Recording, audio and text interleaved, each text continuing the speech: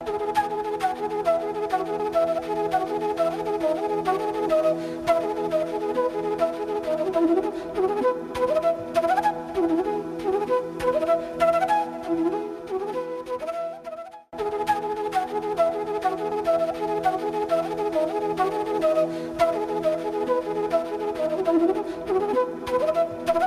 जैसा कि आप जानते हैं, हम लोग पिछले कई लेक्चर में किस विषय में क्या रोजगार के अवसर हैं, इन विषयों पर चर्चा कर रहे हैं।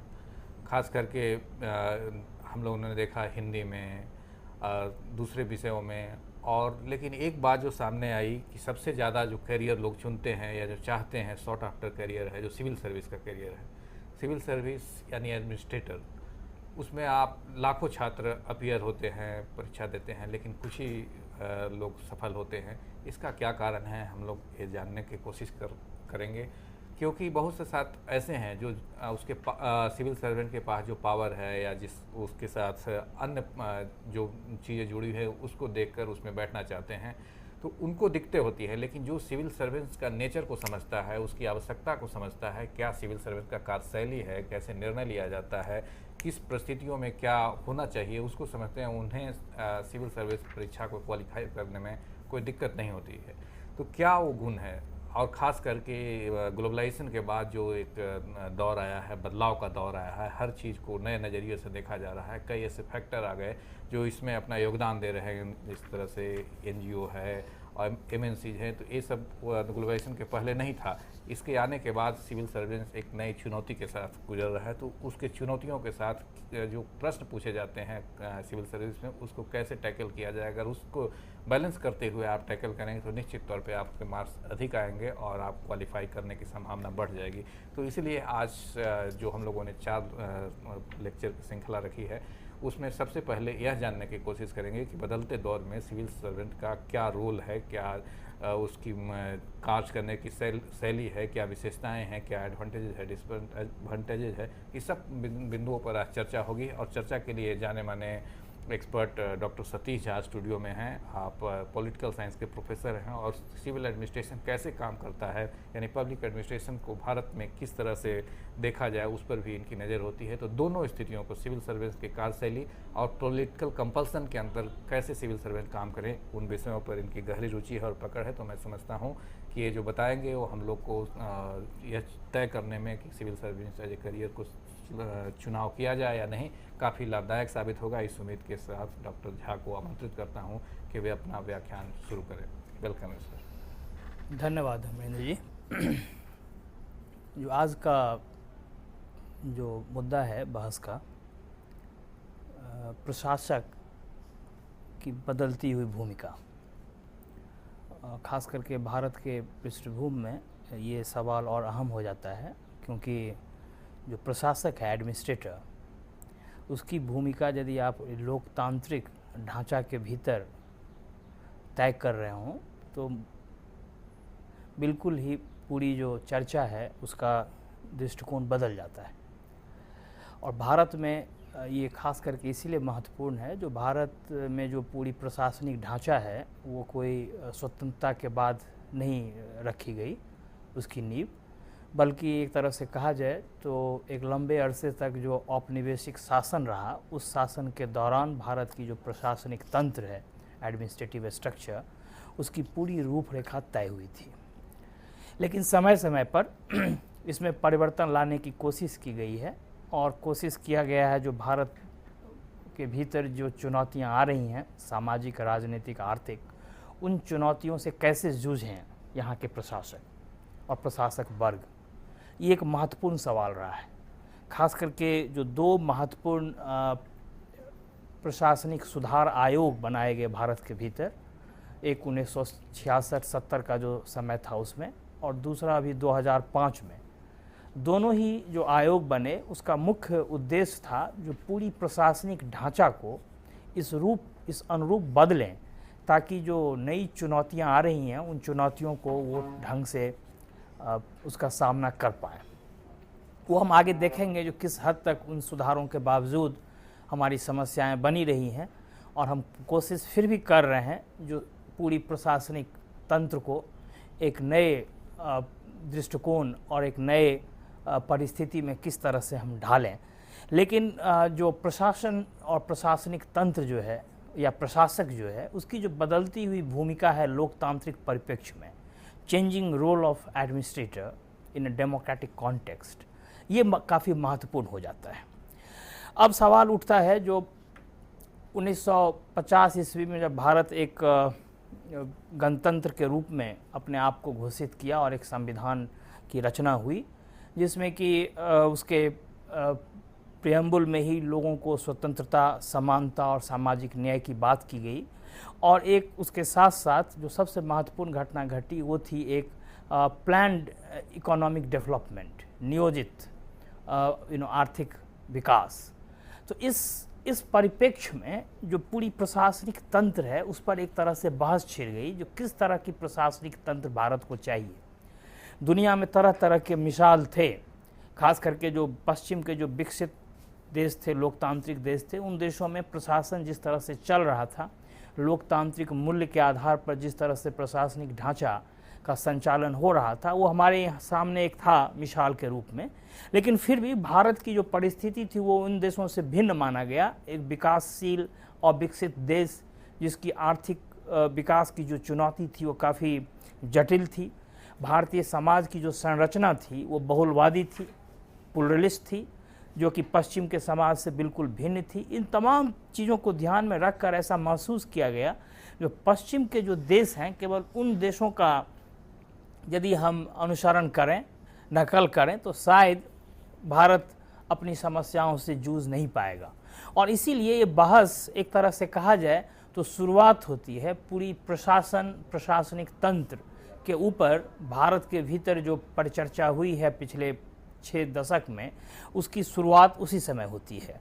और जो सबसे महत्वपूर्ण बहस उस समय हुई, जो लोग अभी भी याद करते हैं, वो था पंडित जवाहरलाल नेहरू, जो भारत के प्रथम प्रधानमंत्री थे, और भारत के जो गृह मंत्री थे सरदार पटेल। इन दोनों के बीच की जो बहस हुई, क्योंकि पटेल चाहते थे जो औपनिवेशिक जो तंत्र थी, प्रशासन की तंत्र, जो उस समय कहा जाता था ICS, इंडियन सिविल सर्विस, उसको बरकरार रखा जाए, क्योंकि उसको कहा गया था स्टील फ्रेम ऑफ द राज। जो औपनिवेशिक साम्राज्य जो थी, अंग्रेजी हुकूमत जो थी, उसका कहा गया था ये स्टील फ्रेम है, जो स्टील का बना हुआ एक ढांचा ऐसा है जो कि उसके बचाव, उसके रखरखाव के लिए महत्वपूर्ण भूमिका निभाया। और इसीलिए पटेल मानते थे जो स्वतंत्रता के बाद भारत की जो अस्थिर परिस्थिति है, उसमें इस स्टील की जो ढांचा है, जो औपनिवेशिक ढांचा है, उसको हम बरकरार रखें, उसमें जो भी सुधार हो वो सुधार करें, लेकिन इसको हम किसी भी हालत में नहीं छोड़ सकते हैं। वहीं नेहरू जो प्रधानमंत्री थे, उनका कुछ दृष्टिकोण भिन्न था। उनका मानना था जो ये तंत्र ही स्थापित हुआ था भारत के ऊपर शासन करने के लिए। अंग्रेजों ने इस तंत्र की स्थापना की थी, जिसका मुख्य उद्देश्य था भारत के लोगों को अपने अंदर रखने के लिए, उनके ऊपर शासन करने के लिए। और सामाजिक आर्थिक विकास उनका उद्देश्य नहीं था। उनका 2 उद्देश्य था। एक तो रेवेन्यू कलेक्शन, जो किस तरह से मालगुजारी वसूल किया जाए, और दूसरा उनके ऊपर कानून व्यवस्था चलाया जाए। और इसीलिए आपको जानना चाहिए, जो उस समय जो एडमिनिस्ट्रेटर होता था, जो डिस्ट्रिक्ट एडमिनिस्ट्रेटर, उसको कहा जाता था कलेक्टर, क्योंकि वो कलेक्शन करता था केवल मालगुजारी का, रेवेन्यूज़ का। तो इस तरह की जो भूमिका तय की गई थी अंग्रेजी हुकूमत के भीतर, उस भूमिका से नेहरू बिल्कुल ही खुश नहीं थे और मानते थे जो क्योंकि भारत में अब एक लोकतंत्र है, हम एक गणतंत्र हैं, हमारे जो लोकतांत्रिक मूल्य हैं जो संविधान में है, उन मूल्यों के आधार पे हमारी प्रशासनिक तंत्र चले, और उसके लिए सबसे महत्वपूर्ण और सबसे पहला कदम होगा जो हम इस पूरे ढांचा में परिवर्तन लाएं। और यही एक बहस का मुख्य मुद्दा था पटेल और नेहरू के बीच। लेकिन आपको पता ही होगा, जो इस बहस के बावजूद जो प्रशासनिक तंत्र थी उसमें कोई आमूल परिवर्तन नहीं आया। ये जरूर है जो नेहरू ने कोशिश किया इस प्रशासनिक तंत्र को पूरे लोकतांत्रिक परिवेश में ढालने के लिए। इसीलिए जहां एक तरफ ICS का जो परंपरा थी, ICS की, इंडियन सिविल सर्विस, जो अंग्रेजी हुकूमत का देन था, उसी परंपरा के अनुसार इसके नाम बदल दिए गए, इंडियन एडमिनिस्ट्रेटिव सर्विस कर दिया गया। लेकिन मुख्य रूप से वही कार्यशैली, वही व्यवहारवादी जो दृष्टिकोण था, उसी अनुरूप ये ढांचा चलता रहा। जबकि भारत के भीतर संविधान के तहत एक संघ लोक सेवा आयोग की स्थापना हुई, यूनियन पब्लिक सर्विस कमीशन, और विभिन्न राज्यों में स्टेट पब्लिक सर्विस कमीशन बनाए गए, जिसका मुख्य उद्देश्य था जो भारत के प्रशासन के लिए लोगों की नियुक्ति, और इस नियुक्ति की क्या परंपरा होगी, क्या व्यवस्था होगी, किस तरह के सवाल पूछे जाएंगे, क्या उनसे अपेक्षा की जाएगी, ये सब एक मुद्दा रहा। लेकिन मुख्य रूप से जो ढांचा था, ढांचा के स्तर पे यदि कहें, स्ट्रक्चरल जो फाउंडेशन था वो बरकरार रहा इंडियन सिविल सर्विस का। लेकिन जैसे कि मैंने बताया, जो प्रधानमंत्री नेहरू क्योंकि इस व्यवस्था में परिवर्तन चाहते थे और आमूल परिवर्तन न होते देख उन्होंने कम से कम 2-3 चीज़ें की, जिसमें कि उसको लोकतांत्रिक परिवेश में इसके संबंध स्थापित करने की कोशिश की। और उसी तहत आप को जानना चाहिए, जो भारत के भीतर जो पंचायती राज व्यवस्था की गई, कम्युनिटी डेवलपमेंट प्रोग्राम हुआ, कोऑपरेटिव मूवमेंट हुआ, और तरह तरह के प्रयोग हुए जिसके माध्यम से एक विकासवादी प्रशासन, डेवलपमेंटल एडमिनिस्ट्रेशन, जिसको पब्लिक एडमिनिस्ट्रेशन लोक प्रशासन में कहा जाता है, उस विकासवादी प्रशासन के तहत इसको जोड़ा गया लोकतांत्रिक राजनीति और लोकतांत्रिक प्रक्रिया से। लेकिन कोई आमूल परिवर्तन संरचनात्मक स्तर पर इस पूरे प्रशासनिक ढांचे में हम होते हुए नहीं देख रहे हैं उस समय। लेकिन जो सबसे महत्वपूर्ण चीज़ है, जो कुछ सवाल उभर कर सामने आए, एक तरह से कहा जाए तो एक बहस छिड़ी, जो हम यदि इसमें कोई आमूल परिवर्तन नहीं कर रहे हैं तो फिर किस स्तर पर, किस रूप से इनके व्यवहार में हम परिवर्तन ला सकते हैं। और व्यवहार में परिवर्तन लाने के लिए 2-3 चीज़ें महत्वपूर्ण हैं। एक है जिसको कहते हैं हम रिक्रूटमेंट। पब्लिक एडमिनिस्ट्रेशन में रिक्रूटमेंट मतलब उनका चयन या उनकी जो भर्ती है वो कैसे हो, उसका क्या प्रक्रिया हो, क्योंकि उसमें भी तरह तरह के उदाहरण दुनिया में रहे हैं। लोकतांत्रिक देशों में, जो गैर लोकतांत्रिक देश हैं वहाँ तो बिल्कुल ही अलग ढांचा रहा है, लेकिन जो लोकतांत्रिक देश हैं, तथाकथित लोकतांत्रिक देश, उनमें भी कोई एक रूप का नियुक्ति की परंपरा नहीं रही है, तरह तरह के प्रावधान हैं। उदाहरण के रूप में यूनाइटेड स्टेट्स ऑफ अमेरिका जो है, जो एक लोकतांत्रिक देश है, वहाँ पर जो नियुक्ति की परंपरा है वो बिल्कुल ही भिन्न है, जिसको एक तरह से आप कह सकते हैं एक राजनीतिक परंपरा है नियुक्ति की। जो प्रेसिडेंट का जो चुनाव होता है, अमेरिका के जो राष्ट्रपति चुने जाते हैं, उन्हीं के साथ पूरी प्रशासन आती है और उन्हीं के साथ पूरी प्रशासन चली जाती है। एक तरह से कहा जाए तो वो एक राजनीतिक पॉलिटिकल अपॉइंटमेंट होता है, और इसीलिए जो रिक्रूटमेंट है उसका कोई आयु सीमा नहीं है, जैसे भारत में है और इंग्लैंड में है और बाकी देशों में है। इनफैक्ट उसमें ये उम्मीद की गई है जो राजनीतिक सलाहकार के रूप में एक तरह से कार्य कुशलता, उनकी जो क्षमता, उनकी जो विशेषज्ञता, एक्सपर्टीज, वो महत्वपूर्ण है। उनकी आय महत्वपूर्ण नहीं है, उनकी शिक्षा महत्वपूर्ण नहीं है। और इसीलिए अमेरिका के प्रशासन में जहाँ एक तरफ कॉरपोरेट वर्ल्ड के भी लोग आते हैं, मैनेजरियल स्किल के भी लोग आते हैं, तकनीकी क्षेत्र से भी आते हैं, शिक्षा के क्षेत्र से भी आते हैं, समाज के विभिन्न क्षेत्र से आते हैं, और एक तरह से कहा जाए तो जो राजनीतिक सलाहकार और प्रशासन दोनों की भूमिका में वो रहते हैं। तो एक उदाहरण अमेरिका का रहा है, जो कि एक तरह से राजनीतिक व्यवस्था से जुड़ा हुआ प्रशासनिक तंत्र है। उसका जो कमिटमेंट है, एक तरह से जो उसकी जो वचनबद्धता है, वो राजनीतिक दल, राजनीतिक व्यक्ति और एक तरह से कहा जाए तो राजनीतिक विचारधारा के साथ होती है, संविधान के साथ नहीं होती है। वहीं दूसरी परंपरा जो कि यूरोप में, खासकर से इंग्लैंड में है, और फ्रांस में भी कुछ मिलता जुलता, लेकिन फ्रांस की व्यवस्था फिर भी थोड़ी सी भिन्न है, उसके बारे में हम अभी चर्चा करेंगे। लेकिन जो ब्रिटेन की व्यवस्था, जो कि भारत के भीतर आप पाते हैं, जो पूरी ब्रिटिश जो सिस्टम था वो भारत के भीतर लाया गया था, और वही व्यवस्था एक तरह से कहें तो आज भी हम चला रहे हैं। उसमें है जो एक शिक्षा की जो व्यवस्था है उससे जुड़ी हुई प्रशासन की व्यवस्था है, और राजनीति से बिल्कुल ही इसको अलग रखने की कोशिश की गई है, जिसको कहा जाता है न्यूट्रलिटी, पॉलिटिकल न्यूट्रलिटी, राजनीतिक तटस्थता। जो शासक तंत्र है, जो प्रशासनिक तंत्र है, वो तटस्थ रहेगा। कोई भी विचारधारा, राजनीतिक दल और राजनीतिज्ञ से उनका कोई सरोकार नहीं होगा। उनका यदि संबंध होगा तो केवल संविधान और संविधान के जो मूल्य हैं और जो हमारी लोकतांत्रिक परंपरा है उसके प्रति उनकी वचनबद्धता होगी, किसी व्यक्ति के प्रति वचनबद्धता नहीं होगी। ये जो न्यूट्रल सिविल सर्विस की जो बात है, जिस तरह से ब्रिटेन में इसकी परंपरा रही है, ठीक उसी अनुरूप भारत ने भी इस परंपरा को अपनाया है, स्वतंत्रता से पहले भी और स्वतंत्रता के बाद भी, आप कह सकते हैं। बाद में एक बहस चली 70 के दशक में, जबकि कहा गया जो ये तटस्थता जो है, जो राजनीतिक तटस्थता की बात की गई है प्रशासन के लिए, प्रशासनिक तंत्र के लिए, वो एक भ्रम है, मिथ्या है, राजनीतिक तटस्थता नहीं हो सकती है। और इसीलिए उस समय एक नारा दिया गया कमिटेड ब्यूरोक्रेसी का, एक वचनबद्धता वाली प्रशासन जिसमें कि कमिटमेंट हो।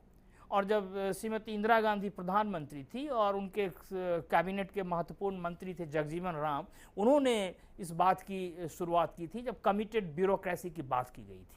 तो एक सवाल ये उठता रहा है जो किस तरह के प्रशासनिक तंत्र भारत के लिए उपयुक्त है।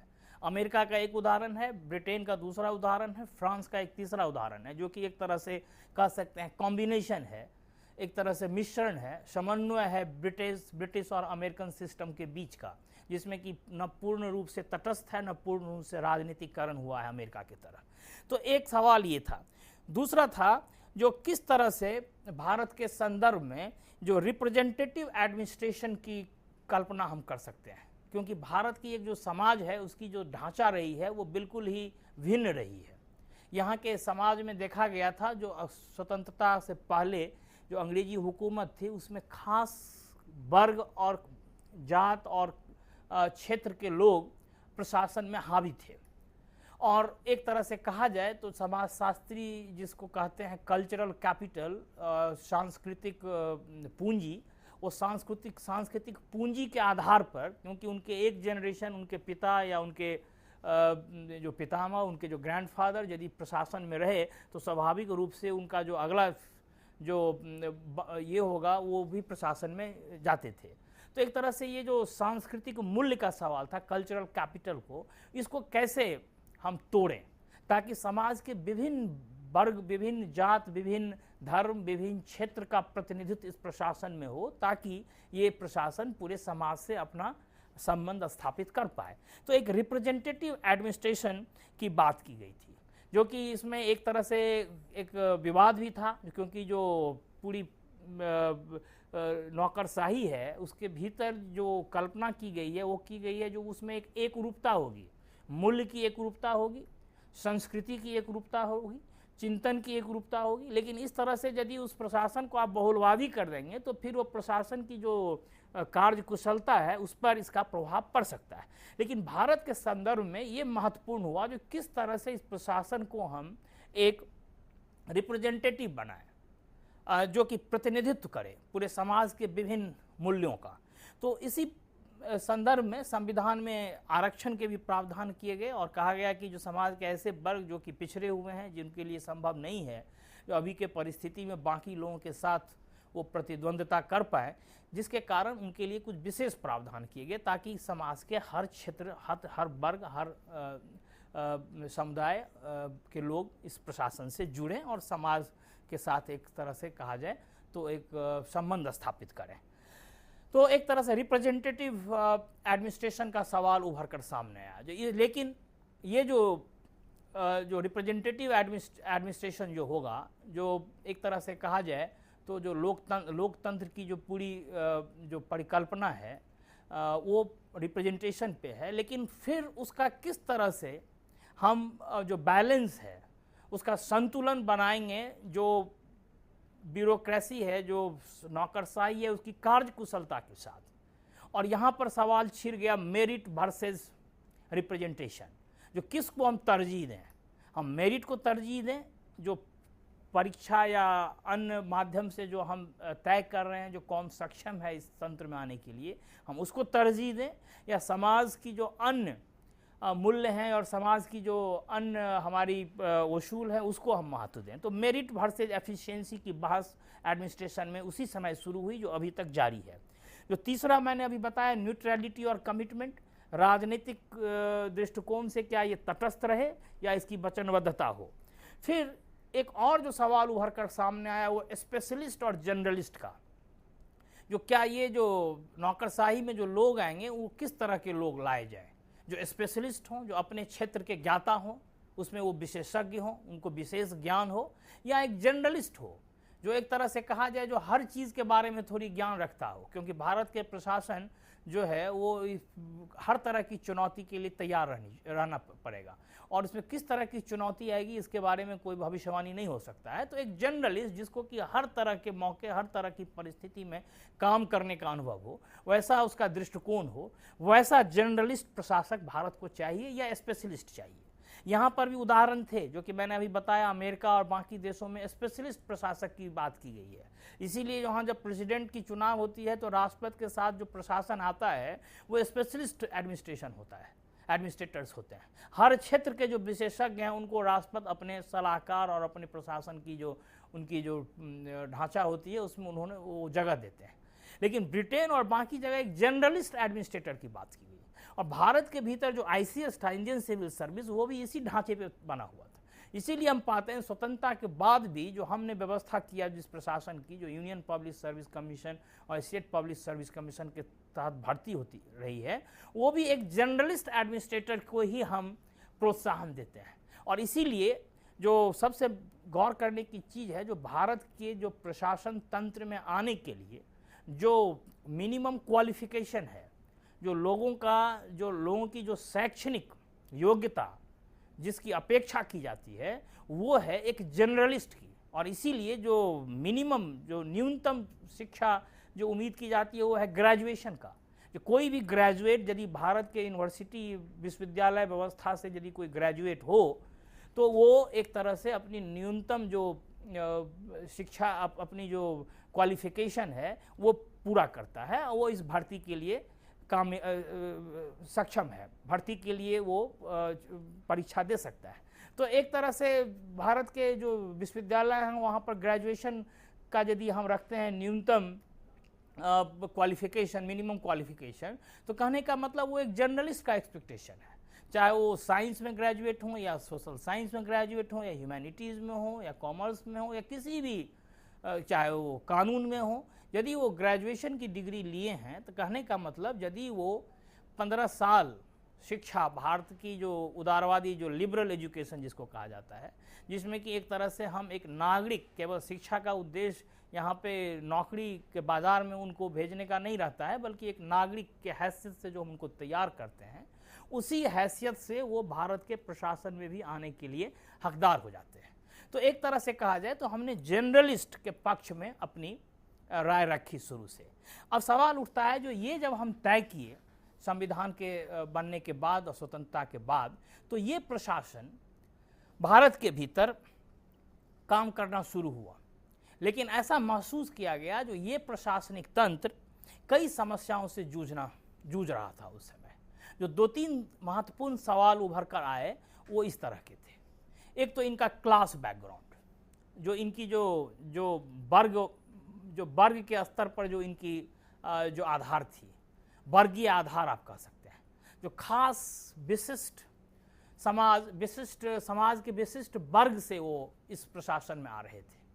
वो कौन सा वर्ग था? वो मुख्य रूप से ऐसा वर्ग था जो कि शहरों में रह रहा भारतीयों का एक वर्ग था, जो कि अंग्रेजी शिक्षा से परिचित वर्ग था, जो अंग्रेजी भाषा में निपुण था, और एक ऐसा वर्ग था जो भारत की जो समाज की जो 80% जो जनता थी उसकी जीवन शैली, उसकी जीवन की जो समस्याएं थी उससे परिचित नहीं था।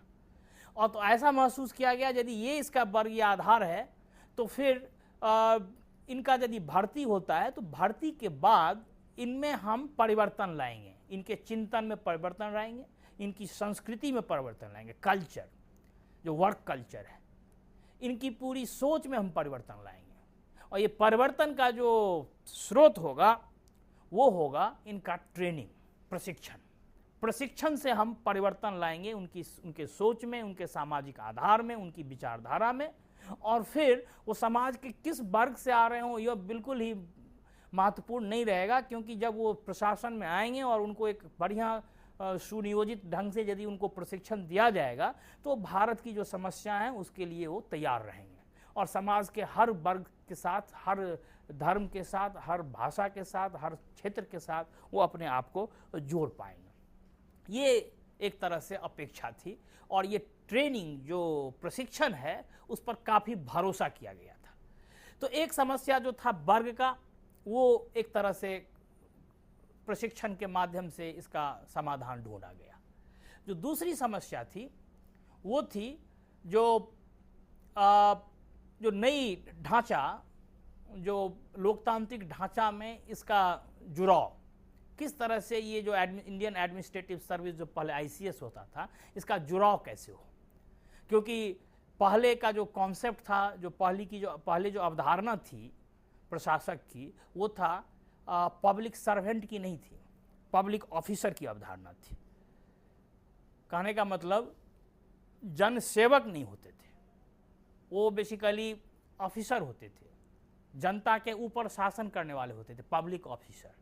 अब ये जो ट्रांजिशन था, केवल नाम के लिए ट्रांजिशन नहीं था, बल्कि एक तरह से इसके अर्थ में ट्रांजिशन था, जो पब्लिक सर्वेंट। क्योंकि जो आईसीएस थे उनको ये बताया गया था जो भारत के ऊपर प्रशासन चला रहे हैं, लेकिन जो नया जो ढांचा था उसके तहत ये उम्मीद की गई थी जो ये प्रशासक भारत के ऊपर प्रशासन चलाएंगे नहीं, बल्कि ये सेवा के लिए तत्पर रहेंगे, जनता की सेवा के लिए, लोकतांत्रिक व्यवस्था की सेवा के लिए।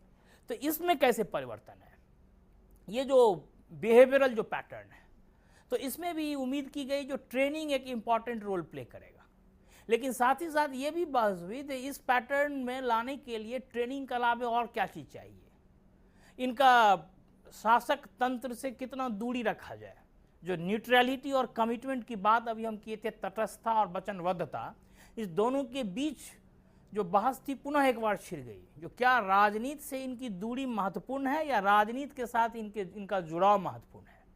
जो न्यूट्रलिटी है वो उनका दूरी बनाता है और जो कमिटमेंट है वो इनके साथ जुड़ाव बनाता है।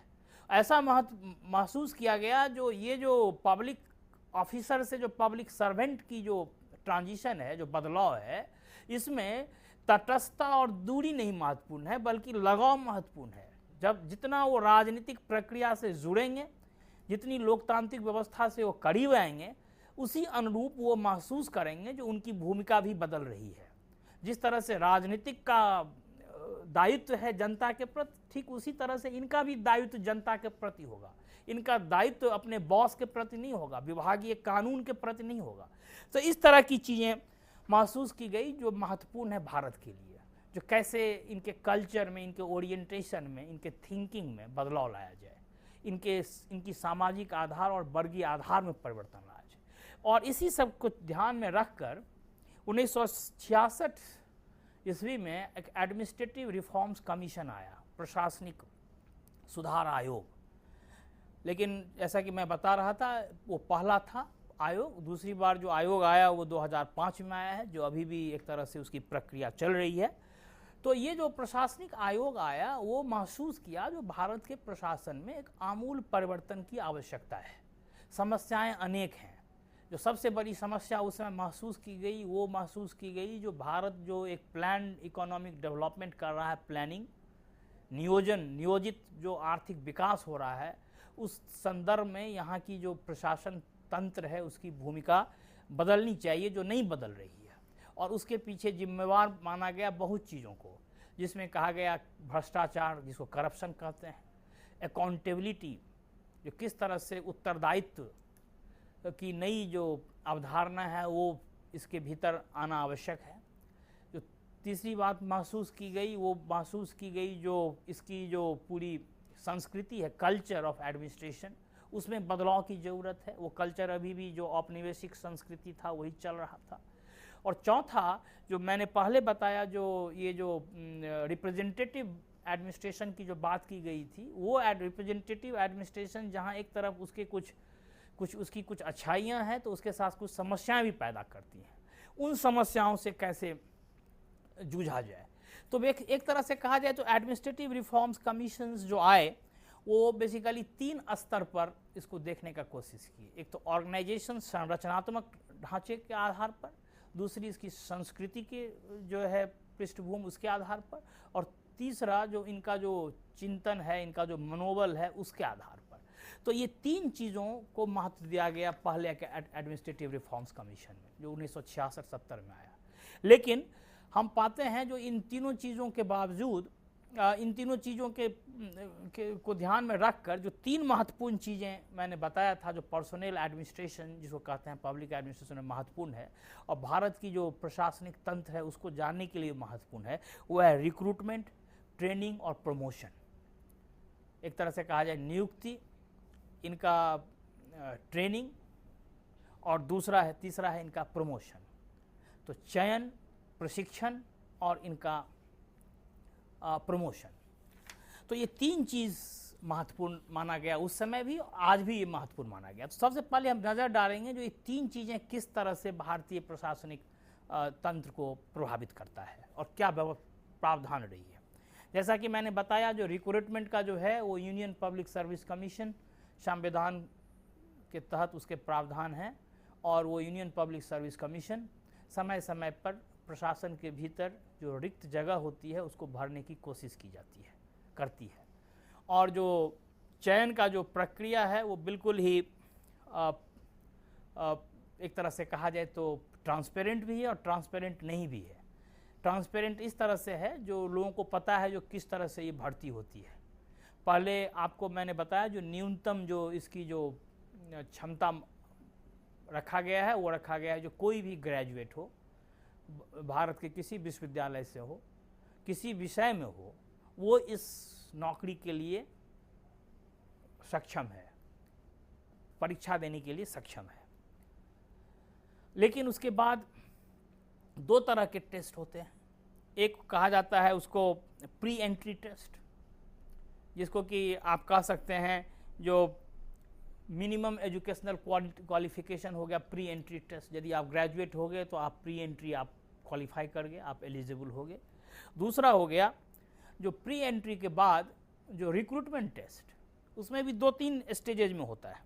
एक होता है जो शुरू में एक बहुत बड़ा जो तबका है उसको एलिमिनेट कर दिया जाता है, हटा दिया जाता है दौड़ से, जिसको कहते हैं प्रिलिमिनरी टेस्ट।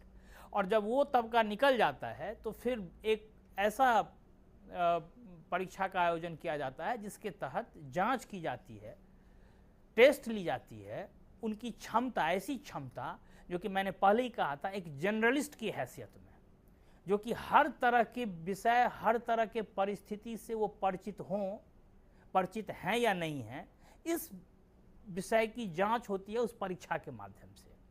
आधार वही होता है जो विश्वविद्यालय में उनको शिक्षा मिली है, लेकिन उस शिक्षा के माध्यम से ये जांचने की, मापने की कोशिश की जाती है जो वो पूरे भारत की जो सामाजिक, राजनीतिक, आर्थिक पृष्ठभूमि में जो भी समस्याएं आ सकती हैं, उन आवश्यकता और चुनौतियों से वो परिचित हैं या नहीं है।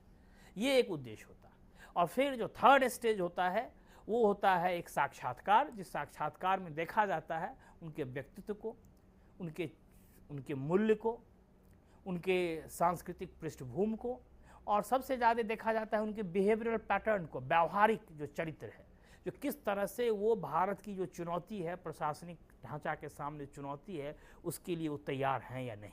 तो एक तरह से ये रिक्रूटमेंट का पैटर्न यहाँ तय किया गया था, जो कि बिल्कुल ही आपको मैंने बताया जो ब्रिटेन और बाकी देशों की जो व्यवस्था रही है उसके काफ़ी करीब रही है, क्योंकि जो अमेरिका और बाकी देश मैंने बताया जहाँ स्पॉइल सिस्टम और इस तरह के प्रावधान रहे हैं उससे भिन्न रही है। अब सवाल उठता है जो ये जो क्वालिफिकेशन और जो रिक्रूटमेंट है उसके साथ एज भी महत्वपूर्ण है, क्योंकि जिस एज ग्रुप, जिस आयु सीमा के भीतर लोगों को रख लिया जाता है, वो आयु सीमा एक ऐसा होता है जिसमें कि कोई भी व्यक्ति किसी भी रूप में ढाला जा सकता है। 21 से 28 ये ऐसा आयु है जिस आयु में ऐसी उम्मीद की जाती है जो उनको प्रशिक्षण के माध्यम से हम किसी भी परिस्थिति में ढाल सकते हैं। जबकि मैंने बताया जो अमेरिका में बिल्कुल ही आयु सीमा है ही नहीं, क्योंकि वो राजनीतिक व्यवस्था के साथ जुड़ी ही है। 50 साल 55 साल के भी लोग प्रशासन के लिए सक्षम माने जाते हैं, यदि वो अपने क्षेत्र में कार्य कुशलता उनकी है, एक्सपर्टीज है, तो वो उस चुनौती के लिए सक्षम है। लेकिन भारत के भीतर ऐसा महसूस किया गया जो नहीं, उनको हम प्रशिक्षण के द्वारा ही तैयार करेंगे। वो स्पेशलिस्ट नहीं होंगे, जर्नलिस्ट होंगे, लेकिन जो स्पेशलिस्ट की जो भूमिका है उसके लिए भी वो तैयार किए जाएंगे। और इसके लिए महत्वपूर्ण है जो किस आयु में वो प्रशासन से जुड़ते हैं। और इसीलिए आय सीमा निश्चित की गई और कम आय में उनको लाने के लिए यही कोशिश की गई जिनको हम ढाल सकते हैं। वैसे इस पर भी एक बहुत महत्वपूर्ण विवाद रहा है भारत के भीतर आयु सीमा को लेकर के। आज से नहीं, औपनिवेशिक काल से पूरी राष्ट्रीय आंदोलन जो भारत की थी, एक समय में जो उदारवादी चरण था राष्ट्रीय आंदोलन का, वो सिविल सर्विस में आयु सीमा के आधार पे ही एक तरह से आंदोलन चलता था और एक मांग होता था जो आयु सीमा को बढ़ाया जाए, क्योंकि कहा जाता था जो भारत के लोग पढ़ाई बहुत विलम्ब से शुरू करते हैं, इसीलिए कम आयु सीमा रख करके उनके साथ एक तरह से कहा जो इंसाफ नहीं किया जा रहा, उनके साथ अन्याय किया जा रहा है। तो एक तरह से वो बहस आज भी है। कई बार आप पाए होंगे जो भारत के भीतर आयु बढ़ाई गई और कम की गई है। जब जब ये महसूस किया गया है जो इस प्रशासन को हम प्रोफेशनलाइज करें, इसको हम एक तरह से मैनेजरियल स्किल इसके भीतर दें, तो इसकी आयु सीमा को कम कर दी गई। लेकिन ठीक उसी समय हम पाते हैं जो एक तरह से लोगों के मन में एक असंतोष फैला, खास करके ये कहा गया जो ये आयु जो सीमा है वो महत्वपूर्ण है भारत के लिए, क्योंकि भारत की जो जनता है, अधिकांश जनता गांव में रहती है, जहाँ की शिक्षा की व्यवस्था अभी भी पूर्ण रूप से दुरुस्त नहीं है। लोग विलम्ब से पढ़ाई शुरू करते हैं और जब तक वो अपना पढ़ाई पूरा करते हैं तब तक ये आयु सीमा जो है उनके विरुद्ध चला जाता है, आयु खत्म हो जाती है उनकी परीक्षा देने के लिए, नियुक्ति के लिए वो सक्षम नहीं रह जाते हैं। और इसीलिए मांग की गई जिस आयु सीमा को बढ़ाया जाए। तो कहने का मतलब यह है जो रूरल और अर्बन जो डिवाइड है, ग्रामीण और शहरी जो अंतर है, वो भारत के प्रशासन में केवल वर्ग और संस्कृति के आधार पे ही नहीं दिखता है, आयु के सवाल पे भी दिखता है। क्योंकि यहाँ के जो ग्रामीण परिवेश के जो लोग हैं वो हमेशा से मांग करते रहे हैं जो आयु सीमा को बढ़ा कर रखा जाए, ताकि जो शहर के बच्चे ही नहीं केवल इस परीक्षा में शामिल हों, बल्कि जो ग्रामीण इलाका है उसके भी लोग इस परीक्षा में शामिल हो पाए। तो एक एज का महत्वपूर्ण जो आयु का जो है वो डिबेट रहा है। अब सवाल उठता है जो रिक्रूटमेंट के ये पैटर्न्स जो हैं वो कई बार इसमें परिवर्तन की कोशिश की गई है। अभी हाल ही में जो एक परिवर्तन की नई सिलसिला शुरू हुई है, जिसके तहत ये कहा गया है जो प्रिलिमिनरी जो एग्जामिनेशन जो टेस्ट होगा, जिसमें पहले का जो ढांचा था उसमें जो एक विशेष विषय का जो ज्ञान है उसके साथ एक सामान्य अध्ययन, जनरल स्टडीज़, दोनों के बारे में जानकारी होना चाहिए जो भी इच्छुक है इस प्रशासन में आने के लिए। लेकिन अब नई जो सिलसिला शुरू हुई है उसमें कहा गया है जो नई ज्ञान विषय का जो ज्ञान है उसकी जांच आगे होगी। उस समय मुख्य रूप से उनका सामाजिक अध्ययन जो सोशल जो जनरल नॉलेज है, सामान्य ज्ञान जिसको कहते हैं, जनरल नॉलेज और एप्टीट्यूड टेस्ट, उनका एप्टीट्यूड क्या है, उनका रुझान क्या है, उनके रुझान की जांच की जाएगी। और यदि इस दोनों जांच पर वो खरा उतरेंगे तब फिर एक महत्वपूर्ण जो परीक्षा होगा जो कि मेन एग्जामिनेशन कहलाता है, जो रिटन टेस्ट होगा, जिसमें उनके विषय का ज्ञान जो है वो जांचा जाएगा। जो जिस विषय के आधार पर वो सक्षम हुए इस परीक्षा में देने के लिए विश्वविद्यालय के शिक्षा के बाद, उस ज्ञान में वो कहाँ तक सक्षम है। तो एक तरह से ये एक नई कोशिश की जा रही है। तरह तरह के परिवर्तन अभी रिक्रूटमेंट के भीतर आने की बात चल रही है, खास करके जो सेकेंड एडमिनिस्ट्रेटिव रिफॉर्म्स कमीशन जो भारत के भीतर बैठा 2005 में मोइली के नेतृत्व में, उसके बाद इस तरह के बहुत सारे प्रस्ताव आए हैं। एक तरह से कहा जाए तो इसकी शुरुआत हो गई थी 1990 और 91 के दशक में ही, खास करके जब भारत के भीतर उदारीकरण और भूमंडलीकरण की लहर चली थी, तो उसी समय कहा गया था जो प्रशासन को हम कैसे चुस्त दुरुस्त करें। जब वर्ल्ड बैंक और IMF ऐसे जो फंडिंग एजेंसीज हैं जिन्होंने नारा दिया तीसरी दुनिया में गुड गवर्नेंस का, और कहा गया जो नई चुनौती है उसके लिए ज़रूरी है जो पूरे जो एडमिनिस्ट्रेटिव स्ट्रक्चर है उसकी क्षमता बढ़े, कैपेसिटी बिल्डिंग हो। और कैपेसिटी बिल्डिंग के लिए 2-3 चीज़ें महत्वपूर्ण है। जो पहला है वो है प्रोफेशनलाइजेशन, उसका जो है एक तरह से कॉरपोरेट जो स्ट्रक्चर है, जो मैनेजरियल जो स्ट्रक्चर है, जिस तरह से बाजारू जो अर्थव्यवस्था चलती है उसमें जिस तरह के तंत्र काम करते हैं, उसी तरह का तंत्र प्रशासन के भीतर भी लाया जाए, ताकि ये जो नई धारा चल रही है दुनिया में उदारीकरण और भूमंडलीकरण में, जिसमें प्रतिद्वंदता होगी एक तरह से इस प्रशासन का बाजारू जो तंत्र है, जो मार्केट फोर्सेस जो हैं, जिसमें जिस तरह के स्ट्रक्चर्स दिख रहे हैं उसके साथ। तो इसीलिए जरूरी है इनके भीतर में एक प्रोफेशनलिज्म, मैनेजरियल अप्रोच इनका चाहिए।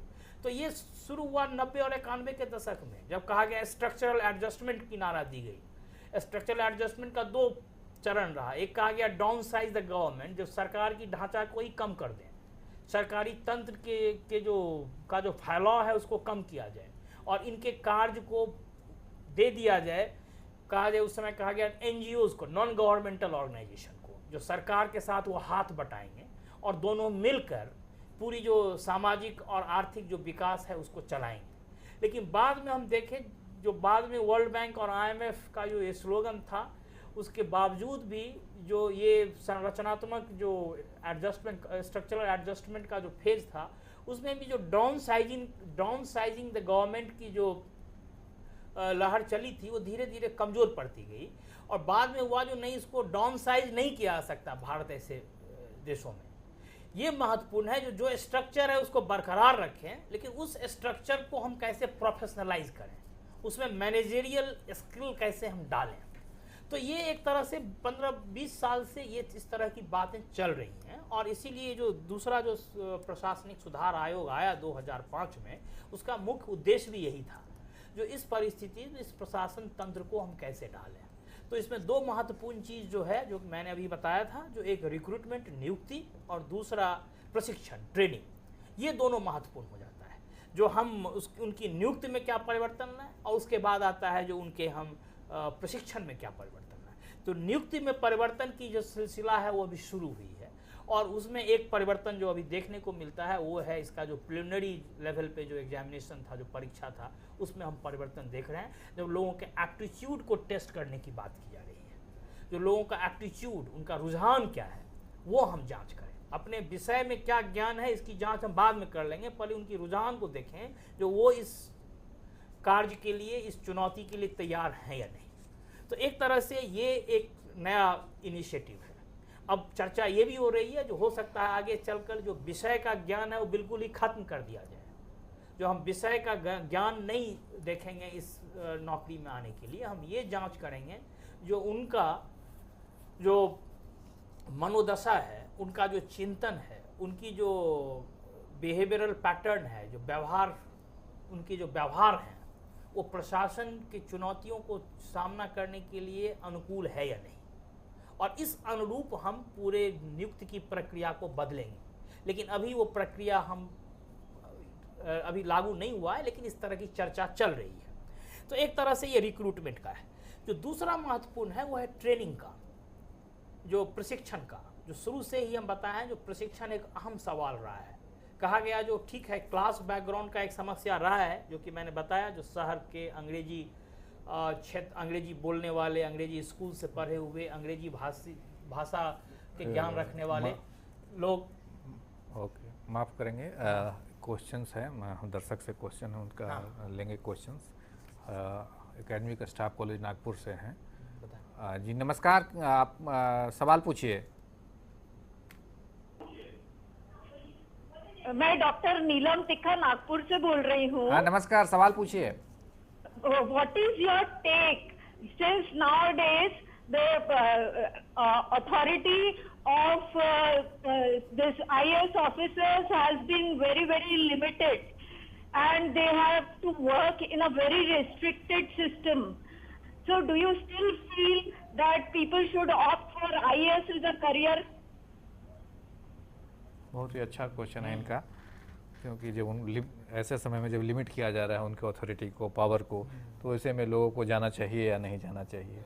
In fact, my response to your question would be like this, that it is true that the authority is being limited, and naturally so, because this authority, I mean this entire administrative structure functions within a democratic setup, and in democracy the ultimate authority lies with the people, and they are public servants. So that way, there has to be a change of mindset, there is change of hierarchy, there is change of authority system. So there is no doubt about it. So far, the other part of your question, that whether the younger generation should go for this job or not, I mean, it depends on the person to person. I mean, they have to decide, because they have to first of all take it in a new context. It is not old colonial Mindset. structure which we are now going to carry forward. It is a new setup. I mean, the challenges are there. It depends on the motivation. That's why this importance of aptitude test.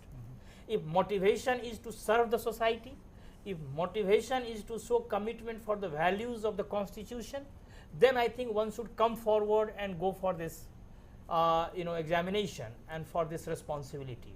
But if the motivation or the purpose is simply to wield power, to function as autocrat, the earlier conception which was associated with the Indian administrative service, then I think perhaps this is not going to be the right place for such people. For them, it's a disappointing It sort will of be thing. highly disappointing, highly frustrating, and for such people, I think that this administrative machinery in the new setup perhaps is not the ideal place to come. Okay. So I think they have to decide. Okay, but still, it's a good forum for those who go for the for serving the people. Yeah, and not- definitely, it's a very good forum in the sense that it perhaps the only forum is still available in India which gives you opportunity, to deal with number of challenges, to meet different types of people, different types of societies, and to also implement some of your own vision. I mean, vision, of course, which is in tune with the constitutional vision. Then you have that space to experiment with your ideas, Right. because there you cannot simply talk in terms of theory, in terms of ideas, but you can also get the opportunity to see their implementation. So I think that this is a good space, good forum, To translate idea into ideas action. into action, Action. but depending that how you look at this challenge. Okay. Okay. Now you continue with the training portion of Yeah. So the training part, जो मैं बता रहा था, प्रशिक्षण का जो सवाल है वो शुरू से महत्वपूर्ण रहा है, और इस प्रशिक्षण इसीलिए महत्वपूर्ण रहा जो भारत ऐसे समाज में, जो कि शुरू से मैंने कहा, जो ये जो वर्ग था, प्रशासनिक वर्ग, उसका आधार बहुत ही संकुचित था, नैरो था। अंग्रेजी भाषी, अंग्रेजी बोलने वाले, अंग्रेजी स्कूल से पढ़े लिखे लोग जो शहर में रह रहे थे, वही एक समय में, अंग्रेजों के समय में, इस प्रशासन में आए, और बाद में बहुत लंबे अरसे तक वही परंपरा चली, जो मैंने बताया, सांस्कृतिक पूंजी, कल्चरल कैपिटल। यदि फर्स्ट जनरेशन किसी का नहीं है तो मानता था जो दूसरा जनरेशन के लिए मुश्किल होगा इस तंत्र में जाने की, और यही एक सबसे बड़ी आलोचना भी रही, जो ये समाज के समस्याओं से नहीं जुड़ रहा है, ये प्रशासनिक तंत्र।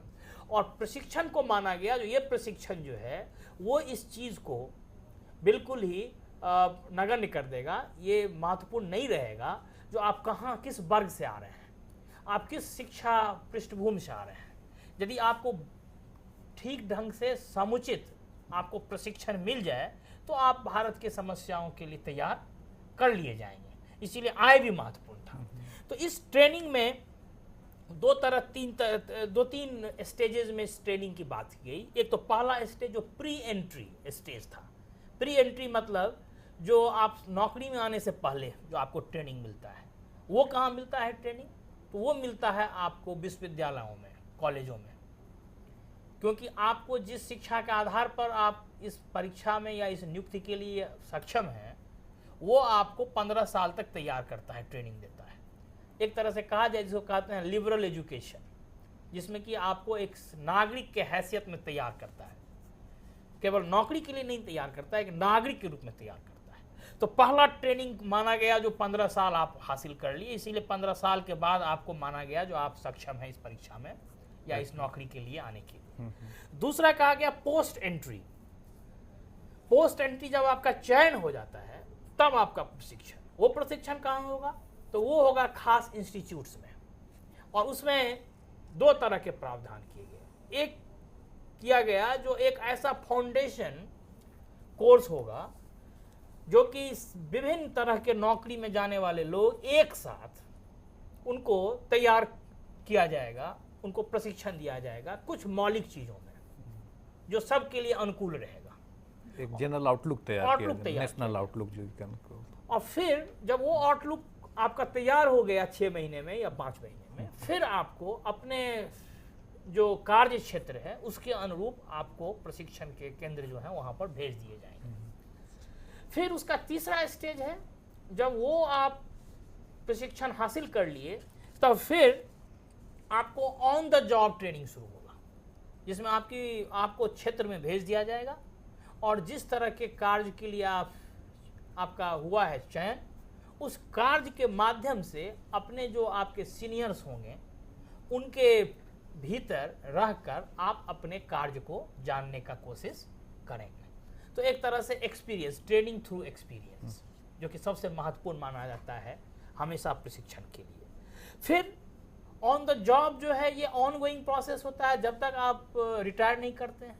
समय समय पर आपको ओरिएंटेशन कोर्स कराया जाता है, आपको कॉन्फ्रेंस में भेजा जाता है, सेमिनार्स में आप जाते हैं, पेपर्स लिखने के लिए आपको मौका मिलता है। तो एक तरह से ये जो ट्रेनिंग का पार्ट है, समय समय पर जिस तरह की चुनौती से आप जूझ रहे हैं, उस चुनौती से जो अनुभव पा रहे हैं, उस अनुभव के आधार पर आपका प्रशिक्षण चलता रहता है। तो ये 3 स्तर पर जो है प्रशिक्षण की बात की गई। लेकिन जो 3 में से जो 2-3 महत्वपूर्ण था, एक था पहला ट्रेनिंग बाय एक्सपीरियंस, दूसरा था ट्रेनिंग बाय फॉर्मल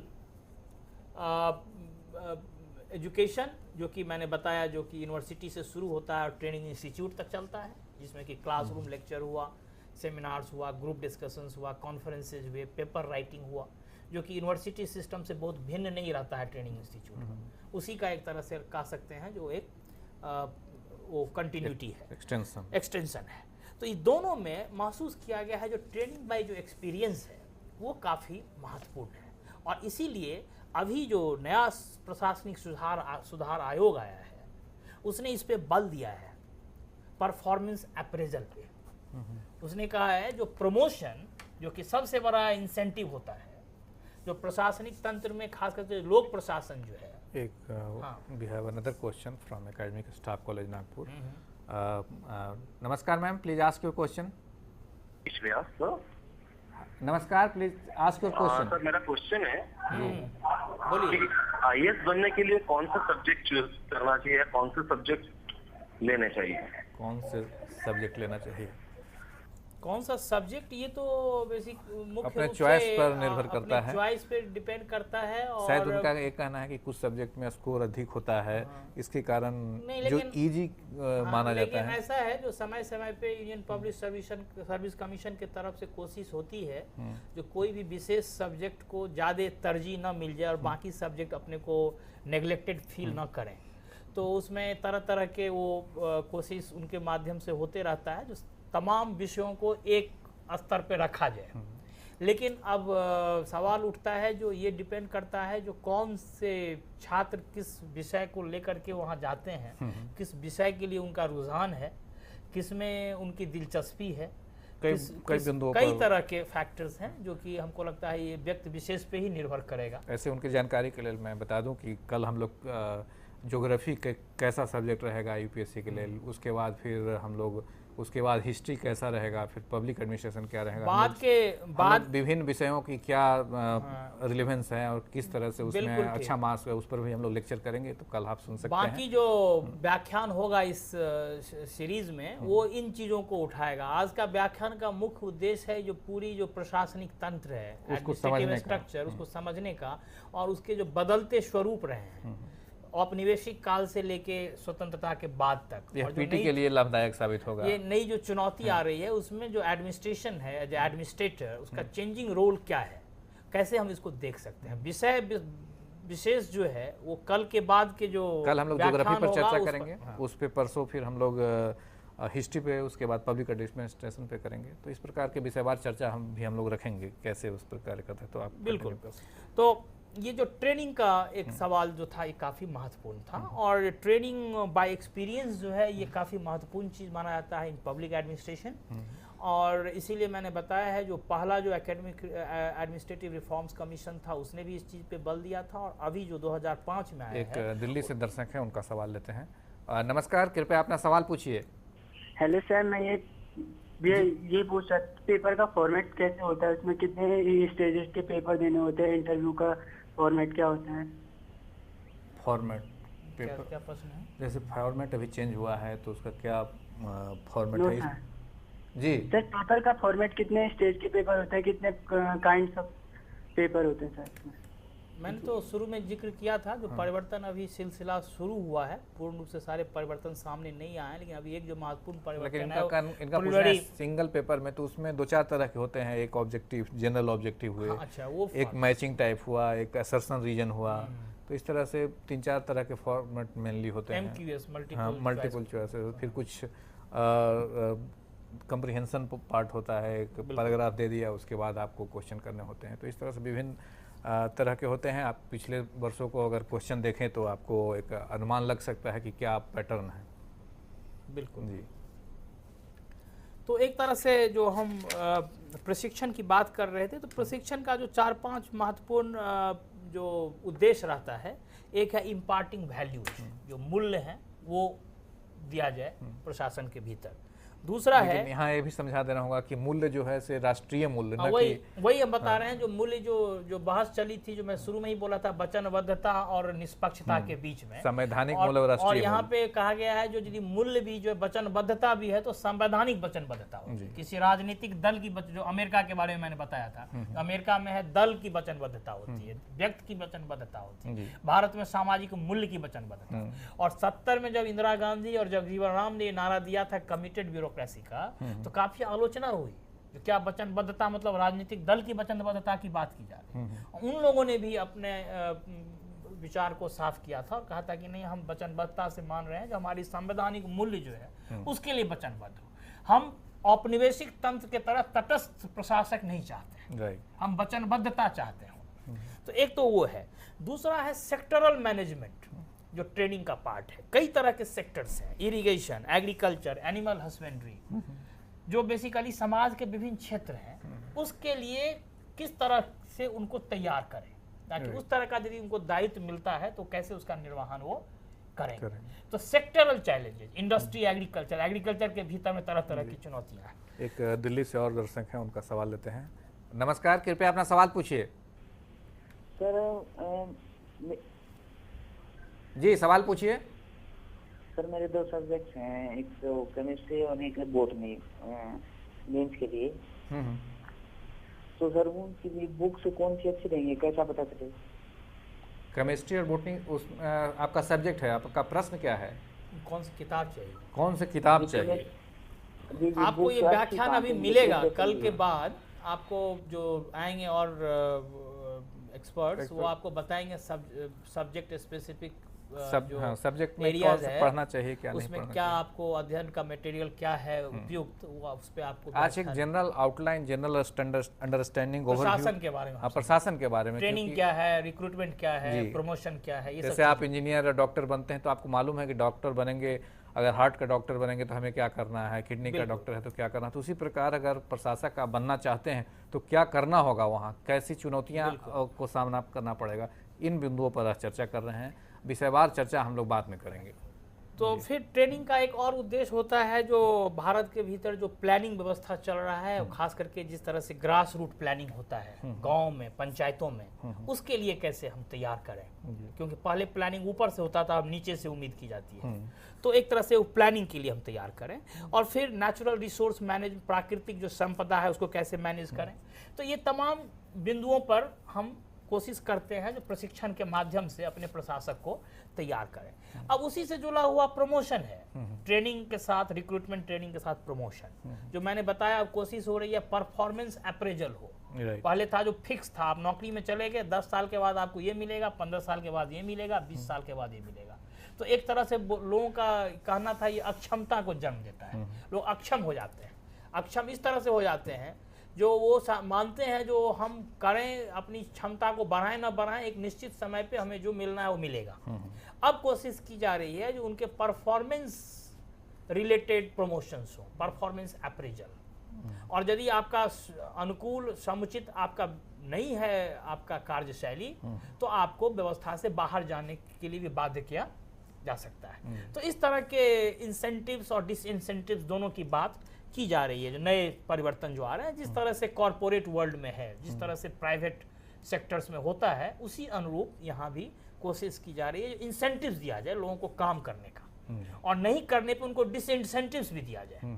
जो ऐसा नहीं जो आप आ गए सरकारी तंत्र में, मतलब आप जब तक रिटायरमेंट तक आप वैसे ही बैठे रहे। तो ये सब कोशिश हो रही है जो हो, जैसे कि पहले का था सर्विस रिकॉर्ड के बेसिस पर एनुअल जो रिकॉर्ड सीनियर्स लिखते थे, जजमेंट ऑफ द सुपीरियर्स जो था वही काफ़ी होता था।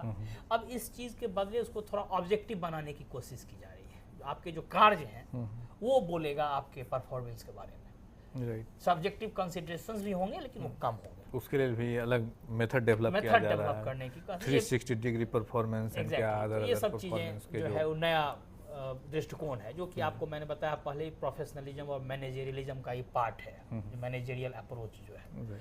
अब सवाल है जो नए जो चुनौती हैं सामने, जिसमें कि लिबरलाइजेशन ग्लोबलाइजेशन की चर्चा हुई थी।